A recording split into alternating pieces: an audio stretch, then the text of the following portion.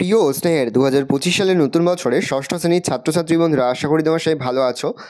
আজ আমরা যে বিষয়টি নিয়ে আলোচনা করব ষষ্ঠ শ্রেণীর ফার্স্ট সামেটিভ অর্থাৎ প্রথম পর্যায়ক্রমিক মূল্যায়নের ইংলিশের কোশ্চেন পেপার নিয়ে। দেখো সরাসরি স্ক্রিনে তোমার ষষ্ঠ শ্রেণীর ফার্স্ট সামেটিভ অর্থাৎ প্রথম পর্যায়ক্রমিক মূল্যায়নের ইংলিশের কোশ্চেন পেপারটা দেখতে পাচ্ছ। ফুল মার্কস আমাদের রয়েছে 30 আর সময় তোমাদের রয়েছে 1 ঘন্টা।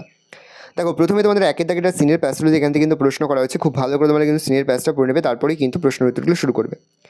এই দাগে রয়েছে অ্যান্সার দ্য ফলোয়িং কোশ্চেন, প্রশ্নের মান রয়েছে 1 করে 1 × 2 = 2। বি দাগে রয়েছে write T or true and F for false statements in the given boxes, প্রশ্নের মান রয়েছে 1 করে 1 × 2 = 2।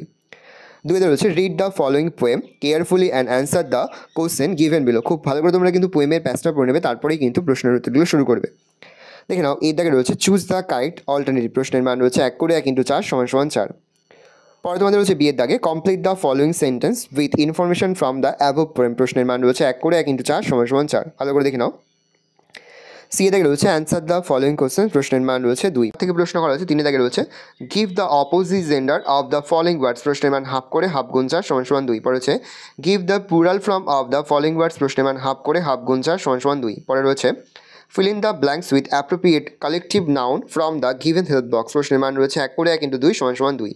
পরে হচ্ছে fill in the blanks with correct form of the verb given in the basket, প্রশ্নের মান রয়েছে 1 করে 1 × 5 = 5। পরে রয়েছে রাইটিং স্কিলের মধ্যে তোমাদের রয়েছে একটা স্টোরি রাইটিং।